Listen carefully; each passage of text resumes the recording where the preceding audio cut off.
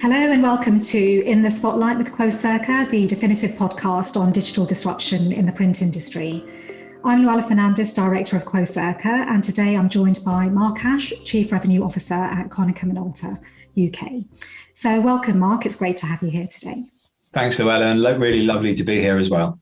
So maybe we could start with just learning a bit more about your role at Konica Minolta. I know you joined recently, so it'd be great to also hear a bit about your career history before you joined as well.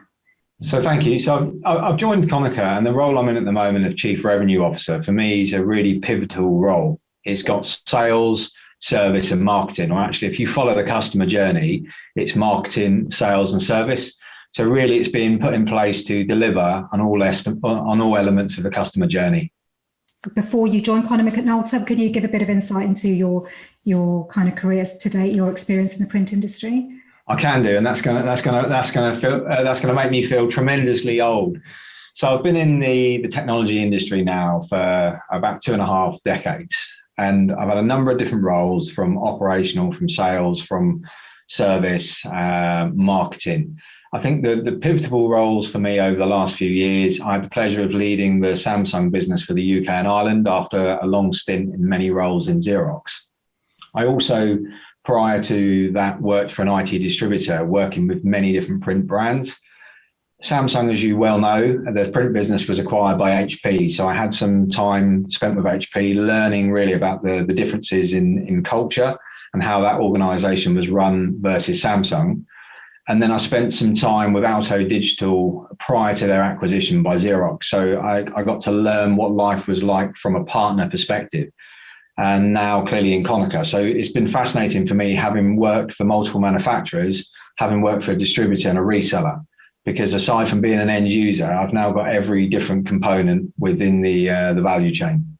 Yeah, so it's great. You've got some great experience, and I guess joining Konica Minolta in this the past year has been quite interesting for you, and we've seen a lot of changes with how OEMs have been changing their strategy to evolve as a result of the pandemic. So could you maybe give some insight into how the pandemic has affected Konica Minolta and how you're changing your strategy to better serve your customers? It's a really interesting question, and actually for me, our strategy, our connected workplace strategy, was in place prior to the pandemic hitting. All recent events and with the COVID pandemic have done, they've simply seen us just push down hard on the accelerator. And we had already actioned significant transformation, both within the UK and globally, restructuring the business to better deliver on the needs of our customers. But it's probably worth pointing out, the ability to pivot is not new to us. We've done it before when we discontinued our camera business, and that was almost 1.5 decades ago that we made that announcement. So ultimately, Louella, it's really a balancing act between having local control whilst having the economies and the scale that come from being part of the wider global Konica Minolta family. And that scale really enables us to truly deliver on the global offerings to those that require it. But if we look locally, our focus is to build on our core business of managed print. It's to harness the skill sets from our process flows acquisition, deliver value to our customers by expanding upon managed print services offerings. And that could be managed content, managed video solution services, or cloud-based or infrastructure services. But the key there is the management of the service. And also, it's really helping simplify things for our customers. We've been working to rationalize our portfolio. The key thing is to ensure that our attention's not fragmented whilst we still give our customers choice. And actually, one of the things I'm really passionate about is that transformation. It has to take place internally as well as externally. There's far too many manufacturers that are not aligned in this way, and they don't practice what they preach. And the reason for this is, if you think about the print business, many print businesses have evolved over decades and in product silos as part of a larger corporate or chaebol. And actually, to address it, we've been working incredibly hard, mainly internally, to remove the barriers between the external and the internal data, to ensure our people and our customers have the same view. They just have a tailored dashboard showing them the bespoke views of what they need, be it a Power BI or an intuitive dashboard. And actually, the experience now that our salespeople and our back office processes are enjoying, we've got double-digit thousands of customers already doing it. So in summary, for me, I think this change in our operating model, it allows to serve customers how they want to be served. Because all COVID's done for us, it's just highlighted that work is something you do, not somewhere you go. So it's just critical that we give customers the experience they want, be it self-serve, assisted serve, or actually full-blown VIP support. Yeah, and I think that's a really interesting point you mentioned around, traditional industry and the traditional culture that's embedded in many sort of traditional manufacturers, and how it sounds like Konica Minolta is really leveraging the data that it's collecting from its customers and utilizing that across its business. And I think data is absolutely key to innovation and helping sort of businesses of all kinds really survive and thrive following the pandemic. So it's great to hear how Konica Minolta are really kind of leveraging that data capability. So just picking up on that from the pandemic, so obviously there's been a huge shift to remote working, and it's really something that we're seeing has created a lot of opportunity, but also challenges around security, around remote working. So, how is Konica Minolta and its channel partners helping customers in that, hybrid workspace? Well, Satya Nadella famously said, we've seen 2 years of digital transformation in 2 months. And as a Microsoft Gold partner, we completely agree with that statement. I think one of the biggest areas that's become incredibly important is the need to help companies deal with the peaks and the troughs associated with COVID. So cost management's become critical to manage the economic headwinds, and many businesses have found that challenging to navigate. So irrespective of remote workers or workers in the office, one day you have limited customers to serve, and the next day you're over capacity and out of stock, something I know well from my local brewery visit recently. We've helped organisations cope with this by opening our business outsource division in Sofia to them. It's an incredible operation. It's perfectly positioned to support our customers and partners during COVID times. And we've got flexible contracts there from as little as one dedicated FTE with 1 month's cancellation period after initial 90 days, but we can scale this up. And actually, that's the service that we use ourselves in sales, service, and operations. But actually, if we say, let's look at a company already that's not going to outsource any workers, and we look at remote working, as you've mentioned, it's become the new normal for us. Typically, we'd be together in a studio. We're talking virtually today. So actually, virtual team members has become a common concept, and geographical proximity is no longer a necessity. So with remote working, we enable teams, individuals, and entire operations to work and collaborate from anywhere securely through a range of solutions, services for managed infrastructure services or digital workplaces and digital operations. I felt this myself when I joined the business. It was the most seamless onboarding process I've ever experienced, working for multiple manufacturers, as I mentioned earlier. I was onboarded near enough instantaneously. Everything was completed electronically online. My technology was delivered through to me, set up and configured. So before day one, I was set up, ready to go. And we can do that for customers as well. It doesn't matter if it's a managed Microsoft 365 environment, managed cloud environment, or even if it's just managed VPN access or digital signatures, secure content management. We can do it however it needs to be done. The key is that it's modular and fits the customer. And then the second point of your question about security, it's no good having a solution. By definition, a solution solves a problem if it's not secure. So all of our IT solutions and services are secure by design rather than being a dedicated security service wraparound. We know the risks, we know the importance of it. All of these solutions and services are core elements of our operation.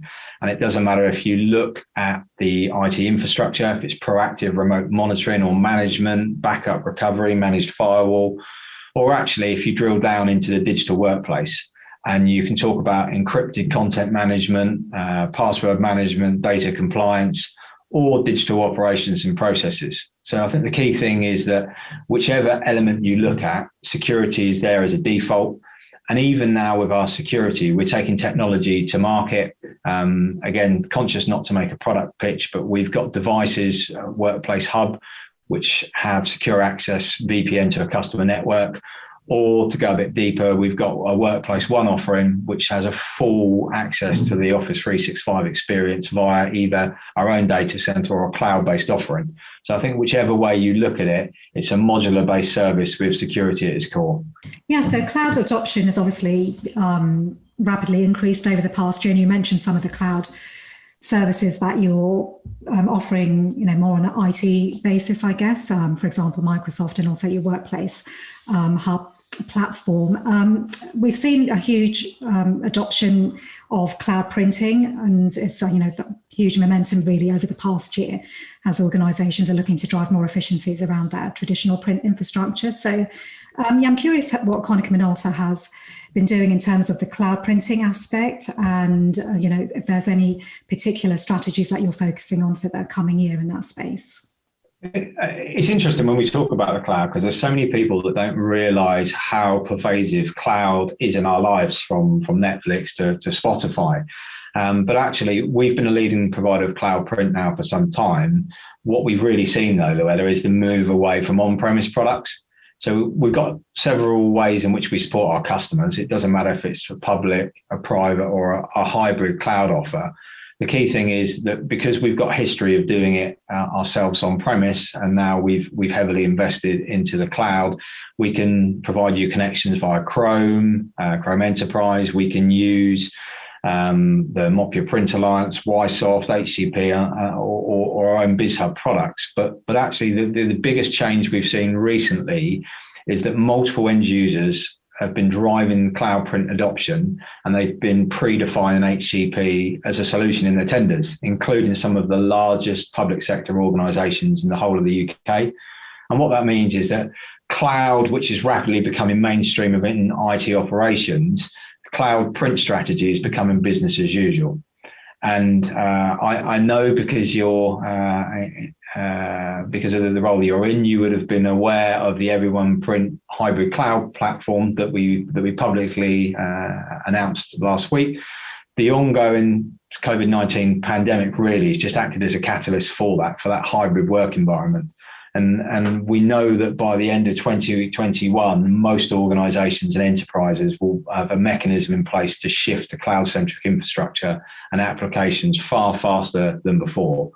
The only thing I wanted to point out, and I've said the same thing now for over a decade, is that print and cloud print, it doesn't exist in a vacuum.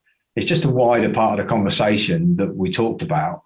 Often print and cloud print's neglected and typically can fall outside the company's strategies, in this case, a cloud-first strategy. I mean, for cloud print, the benefits are there that exist in every other part of the business. It doesn't matter if it's low administration costs, low investment costs, high flexibility, high scalability. We talked earlier about security or workload relief for staff. The key thing is understanding what the customer wants and delivering on it. If they need on-premise, we can give them on-premise. If it needs to be fully hosted in the cloud, we can do it in the cloud. The technology we've got means you don't need any local infrastructure anymore. They only need internet access. They don't even need a VPN.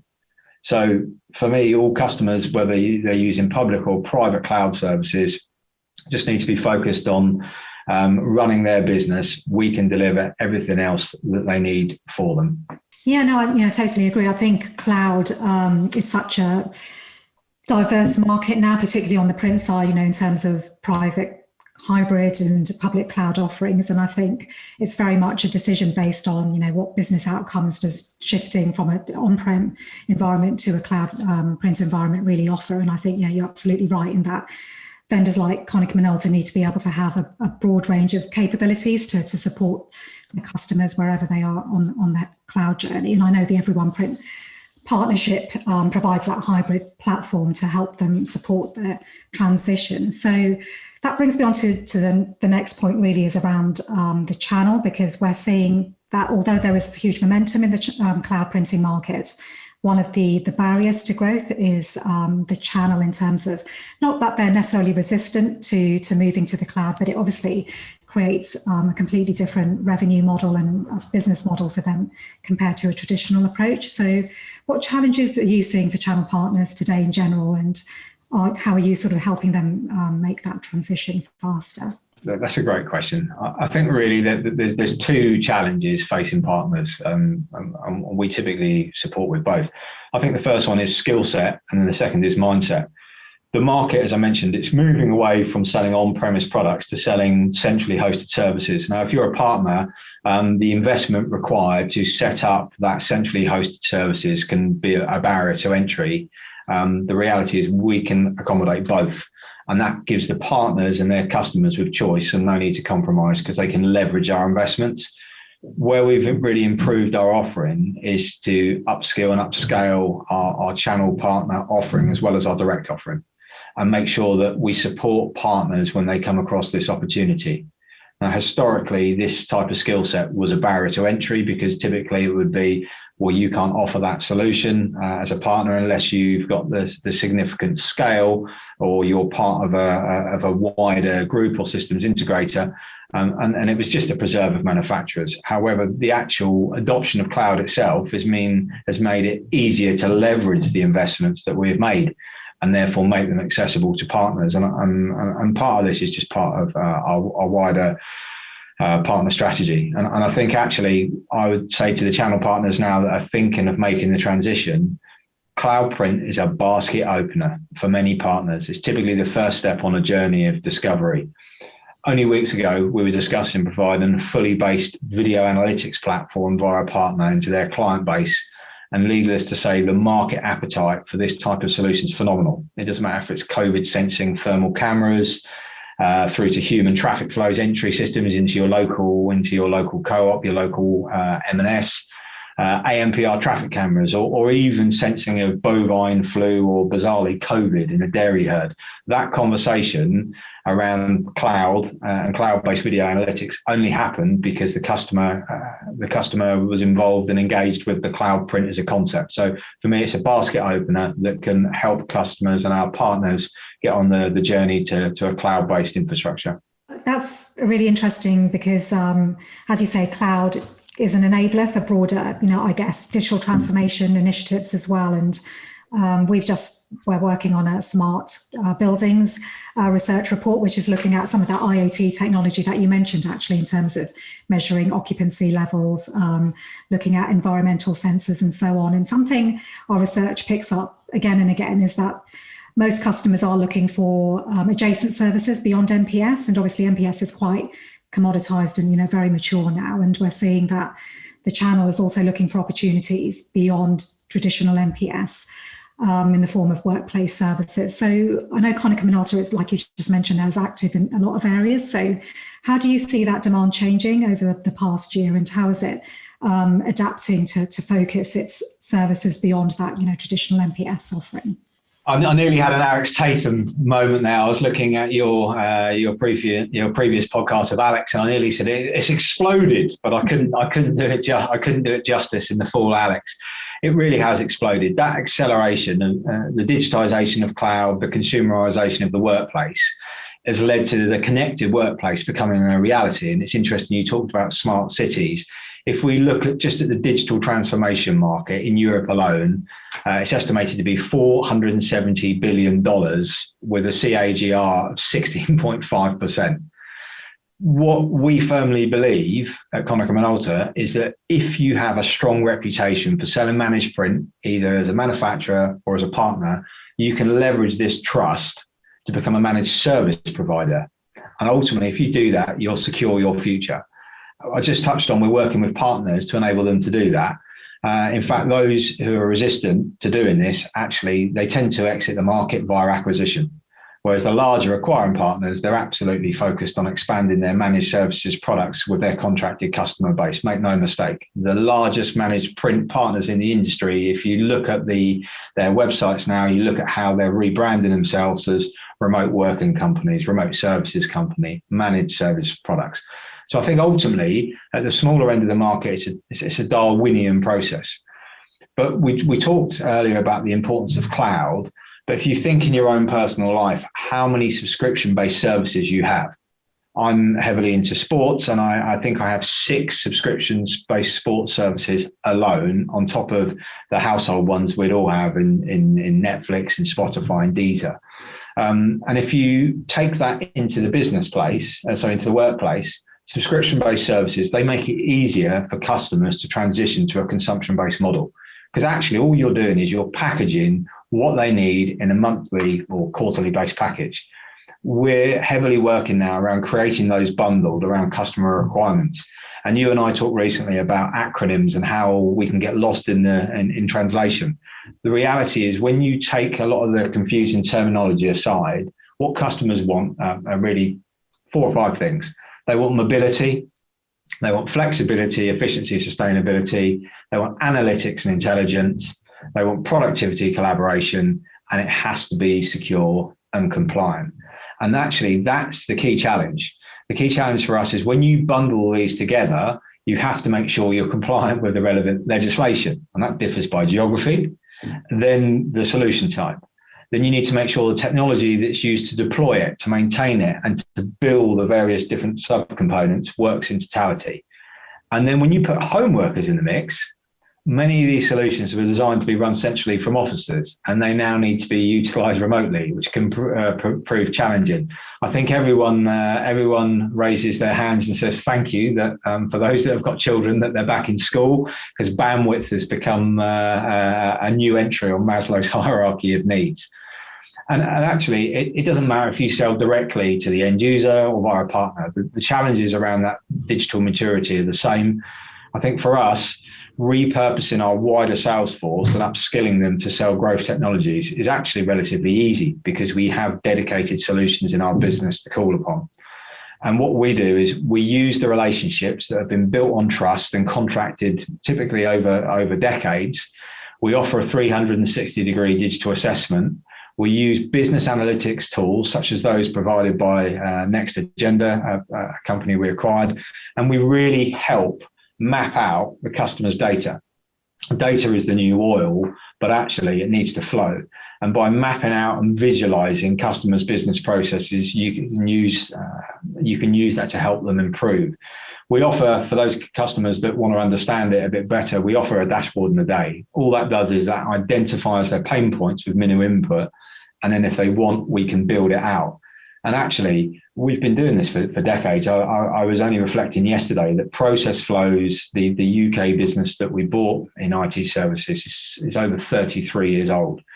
All covered in the States, is a business turning over hundreds of millions of dollars. And again, it's another company we've brought into the fold. We don't bring them in there just to add to the top line. We bring them in them because it helps us to scale the wider organization and then cross the bridge from the managed print world into the managed service world.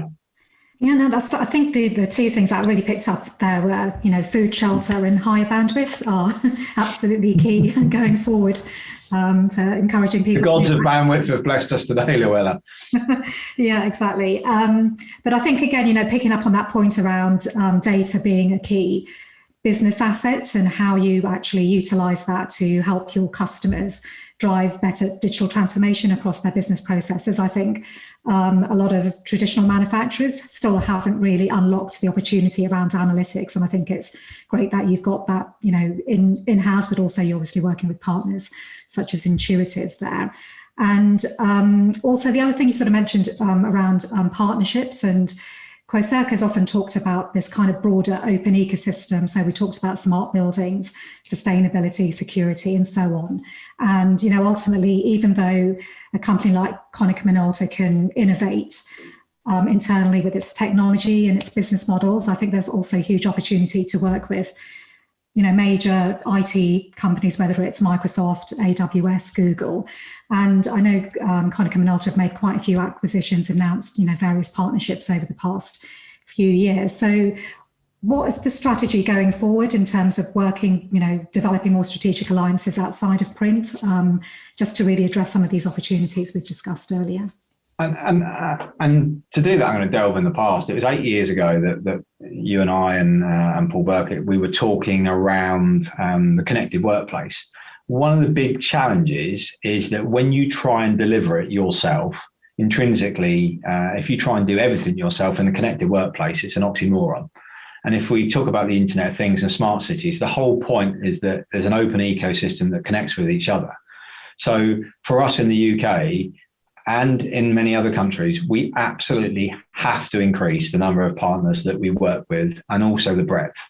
Yes, by doing that, you can reduce your cost to serve, which again is critical, particularly in these challenging COVID times. But ultimately, to really add that value and be a manufacturer who engages with customers, we have to leverage what partners can offer. We will always have a direct sales force, and that is an absolute luxury. And some of our customers, typically the global customers, will want to transact that way. But we have to have an effective number of partners selling across the connected workplace. And also, we need to be more outwardly focused. So we need to become comfortable with selling products that don't have our logo on it. So you mentioned Microsoft there, amongst others. If we're positioning ourselves as the system integrator of things to intelligently connect people or places technology, then we can leverage the investments we've made with Microsoft to our partners. We can provide them with that modular system I referred to earlier. So we can give them a multifaceted modular offering. They can pick and choose what they need to deliver value to their customer bases. And actually, the first stage of this program has been successful now. We've been adding new partnerships in our core print business, but very much with an eye on where we're looking to expand with workplace services and really onboarding a number of those partners from the top 500 UK technology resellers. And that complements those, the many that have been working with process flows for over 3 decades. Yeah, and I think, you mentioned earlier around process flows, the All Covered acquisition. And, I think they were really sort of early doors for Konica Minolta to really adapt its, business model beyond print. And it's probably one of the first to actually look at those areas. And I think IT services is, absolutely key to those partnerships such as Microsoft and Google and so on. So it's great to hear. So based on that, really, what do you think is next for the print industry as a whole? I know we've touched on some of the challenges that the industry as a whole does face, but what do you think is next for the print industry, and what's next for Konica Minolta? An equally inspiring and terrifying question in equal measure, Louella. Trudeau, I think it was, he said at Davos, the pace of change has never been this fast, yet it will never be this slow again, which is actually an equally profound, exciting and terrifying statement as you're ever likely going to hear, because none of us know what is next. But if you take it a step back, in the 60s, the term people, process and technology was coined. And they're really, for me, the only 3 things that you can change in a business. And to do this effectively, though, you need access to data. And data moving forward will be our guiding principle. I described it earlier as the new oil, and I firmly believe in that. Access to data and usable data, typically when it's visualized with analytics, is going to become incredibly important both to our customers and ourselves. So we're going to work on helping envisage the value of that data to our clients, to help and address the client's desire to implement really fact-based decision-making environments, and use RPA and intelligent information really as the key areas for us to focus on. Our industry, there's no denying it, it's being shaped by the macro factors outside of our control. We've only just seen this amplified by COVID-19. So moving forward, we need to understand that our customers, they're all at different stages of the post-lockdown recovery. And therefore, the value we can give to our customer, we can't be prescriptive. It's not one size fits all. It differs between where they are in the sector and also the lines of business within each individual company.